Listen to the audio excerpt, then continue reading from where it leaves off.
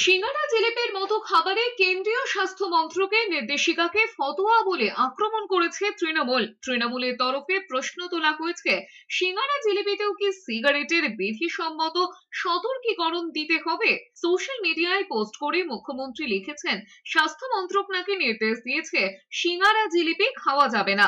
এই বিজ্ঞপ্তি পশ্চিমবঙ্গ সরকারের তরফে দেওয়া হয়নি, এ রাজ্যে কার্যকরও হবে না।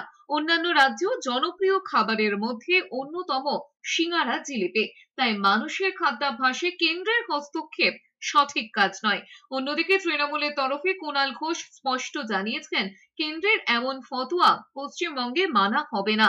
সম্প্রতি কেন্দ্র স্বাস্থ্য মন্ত্রকের অধীনস্থ অয়েল অ্যান্ড ফ্যাট বোর্ডের তরফে নির্দেশিকা জারি করে বলা হয়েছে, এই খাবারে কত পরিমাণ ফ্যাট, শর্করা বা সুগার থাকে, তাতে কি ক্ষতি হতে পারে তা নিয়ে মানুষকে সতর্ক হতে হবে।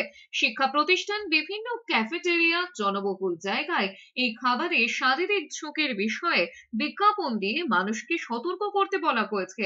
যদিও এই খাবারগুলো নিষিদ্ধ করার কথা বলা হয়নি নির্দেশিকায়। মঙ্গলবার তৃণমূলের তরফে কুণাল ঘোষ কেন্দ্রের ওই নির্দেশিকাকে ফতোয়া বলে অভিহিত করে বলেছেন, সিঙ্গারা জিলিপির উপর কুনজর পড়েছে কেন্দ্রের, এই রাজ্যে এই ধরনের ফতোয়া মানা হবে না। তৃণমূলের তরফে প্রশ্ন তোলা হয়েছে, সিঙ্গারা জিলিপি কি সিগারেটের মতো নাকি? তাহলে তো বিধিসম্মত সতর্কীকরণ দিতে হবে।